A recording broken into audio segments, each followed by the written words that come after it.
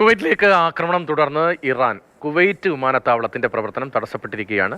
വിമാനത്താവളത്തിൽ വിമാനം ഇറങ്ങുന്നതിനും പുറപ്പെടുന്നതിനും നിയന്ത്രണം ഏർപ്പെടുത്തി.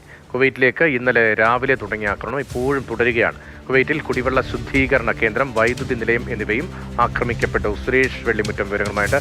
സുരേഷ്, കടുത്ത പ്രതിസന്ധിയിലാണോ കുവൈറ്റ്?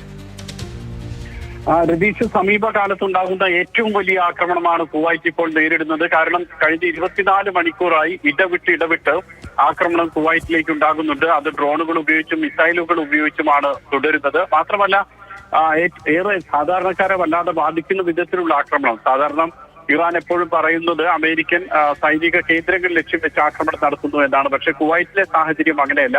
വൈദ്യുതി നിലയങ്ങളുണ്ട്. ഇന്നലെ വൈദ്യുതി നിലയം ഒന്ന് ആക്രമിച്ചു, ഇന്ന് പുലർച്ചെ വീണ്ടും അടുത്ത വൈദ്യുതി നിലയം ആക്രമിക്കുന്നു. അതോടൊപ്പം തന്നെ കുടിവെള്ള ശുദ്ധീകരണ കേന്ദ്രവും, കടൽ വെള്ളം ശുദ്ധീകരിച്ചാണ് ആളുകൾക്ക് വിതരണം ചെയ്യുന്നത് കുടിക്കാൻ. അപ്പോൾ അങ്ങനെയുള്ള കേന്ദ്രങ്ങളൊക്കെ ആക്രമിക്കുമ്പോൾ ആളുകൾക്ക് വെള്ളവും വൈദ്യുതിയും ഇല്ലാതാകുന്ന സാഹചര്യമുണ്ട്.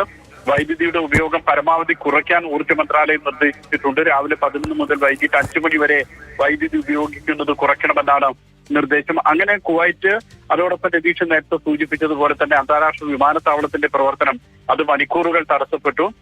കുവൈറ്റ് എയർവേസ് ഇപ്പോൾ തിരുവനന്തപുരത്തു നിന്നും കുവൈറ്റിലേക്ക് വരേണ്ടിയിരുന്ന വിമാനം ദോഹയിൽ കൊണ്ടിറക്കുന്ന സാഹചര്യമൊക്കെ ഉണ്ടായി.